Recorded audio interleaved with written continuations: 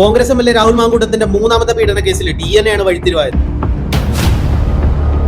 എഫ്ഐആറിലുള്ള കാര്യങ്ങൾ എന്തൊക്കെയാണെന്ന് നോക്കാം. 2024 ഏപ്രിലാണ് ഈ സംഭവം തുടങ്ങുന്നത്. രാഹുൽ മാങ്കൂട്ടം വിദേശത്ത് ജോലി ചെയ്യുന്ന ഒരു പെൺകുട്ടിയായിട്ട് സോഷ്യൽ മീഡിയ വഴി സുഹൃത്ത് ബന്ധം സ്ഥാപിക്കുകയാണ്. പതുക്കെ സംസാരം കുറച്ചുകൂടി പേഴ്സണലായി വീട്ടുവിശേഷങ്ങളും ഭർത്താവുമായിട്ടുള്ള പ്രശ്നങ്ങളും ഒക്കെ ചോദിച്ചു തുടങ്ങി. അതിന്റെ കൂടെ തന്നെ അച്ഛന്റെ രോഗവിവരങ്ങളും കാര്യങ്ങളും എല്ലാം ചോദിച്ച് കുറച്ചുകൂടി ആ ബന്ധം ഉറപ്പിച്ചു. ആദ്യ മാരേജിൽ നിന്ന് പുറത്തു വന്നു കഴിഞ്ഞാൽ വിവാഹം കഴിച്ചോളാന്നും രാഹുൽ മാങ്കൂട്ടം ഈ പെൺകുട്ടിയോട് പറഞ്ഞു. കല്യാണ കാര്യങ്ങൾ സംസാരിക്കാൻ ഇവർ രണ്ടുപേരും മീറ്റ് ചെയ്യാനായിട്ട് തീരുമാനമാണ്. അപ്പോഴാണ് രാഹുൽ പറയുന്നത്, ഞാനൊരു സെലിബ്രിറ്റി ആയതുകൊണ്ട് പുറത്ത് പബ്ലിക് പ്ലേസിൽ വെച്ച് മീറ്റ് ചെയ്ത് കഴിഞ്ഞാൽ സെൽഫി എടുക്കാൻ ആൾക്കാർ വരും, പിന്നെ ക്രൗഡ് വരാനുള്ള സാധ്യതയുണ്ട്, ഇത് നമ്മുടെ സ്വകാര്യതയെ ബാധിക്കും. അതുകൊണ്ട് തിരുവല്ലയിലുള്ള ഒരു ഹോട്ടൽ മുറിയിലേക്കാണ് രാഹുൽ ഈ പെൺകുട്ടിയെ വിളിച്ചു വരുത്തുന്നത്. അവിടെ വെച്ച് ഞാൻ ഉറപ്പായും വിവാഹം കഴിച്ചോളാം എന്ന് പറഞ്ഞാണ് ഈ പെൺകുട്ടിയെ പീഡിപ്പിച്ചത് എന്നാണ് പെൺകുട്ടിയുടെ മൊഴി. ഈ ബന്ധത്തിൽ യുവതി ഗർഭിണിയാവുകയാണ്. ഗർഭിണിയായപ്പോൾ രാഹുലിന്റെ സ്വഭാവം മാറി. ഈ ഗർഭത്തിന് ഞാനല്ല ഉത്തരവാദി എന്നാണ് പെൺകുട്ടിയുടെ അടുത്ത് രാഹുൽ പറഞ്ഞതായി പെൺകുട്ടി മൊഴി കൊടുത്തത്. ഇതേ കാര്യം പറഞ്ഞുകൊണ്ട് തന്നെ അബോർട്ട് ചെയ്യാനും പലതവണയായിട്ട് പെൺകുട്ടിയെ നിർബന്ധിച്ചിട്ടുണ്ടായിരുന്നു. അവസാനം നിർബന്ധത്തിൽ വഴങ്ങി വിദേശത്ത് ഒരു ഹോസ്പിറ്റലിൽ വെച്ച് തന്നെ പെൺകുട്ടിയെ അബോർട്ട് ചെയ്യുമായിരുന്നു. പക്ഷെ ഭാവിയിൽ എന്തെങ്കിലും പ്രശ്നം വന്നാൽ ആവശ്യം വരുമെന്ന് കരുതി അബോർട്ട് ചെയ്ത ഫീറ്റസ് ഈ പെൺകുട്ടി പ്രിസർവ് ചെയ്ത് വെച്ചു DNA പരിശോധനയ്ക്ക് വേണ്ടിയിട്ട്.